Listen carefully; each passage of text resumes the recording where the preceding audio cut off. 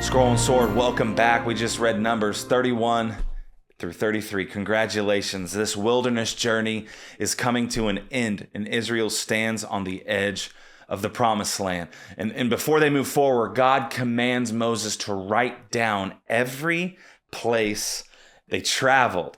And the wilderness story becomes a sacred record of how God led his people. In Numbers 33, it lists every single place that Israel camped from Egypt to the edge of the land of Canaan. And unlike ancient victory records that we see throughout history, all of these ancient tales of civilizations that celebrated triumphs, this record mostly remembers the struggle. Hashtag the struggle is real. And God commands Israel to write it down so they would remember their limitations and their dependence on him, the limitless one. And the wilderness journey becomes a testimony that God guided them step by step through a place where survival was impossible without him. Have you ever looked back on your life and realized that you would not have made it without the grace of God?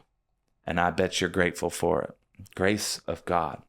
And this record also reveals God's character throughout the entire journey. God, he guided Israel through the wilderness, provided for them when land had no water or no food, and he remained patient even when they repeatedly rebelled and said, God, would you let us just go back to Egypt? We don't want you. And despite their complaints and their failures over many years, God still brought them to the edge of the promised land. And this journey shows that God's faithfulness continues even when his people struggle to trust him. And let me just encourage you today. I know you have struggled to trust him in times and in seasons, maybe in eras of your life.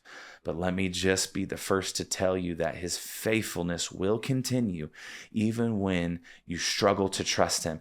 And as you journey through that walk with him, you will realize he's never left you, and that will help you trust him more in the future.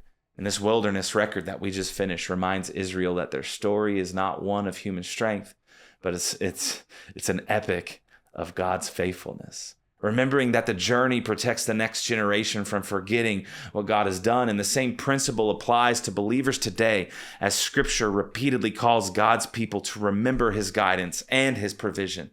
And looking back on God's faithfulness, it strengthens our trust in his promises for the future. So today, why don't you reflect and look back on how God has been so faithful to you, and let that bolster your trust in him for your future, for the promised land ahead of you. Love y'all. See you in the discussion room.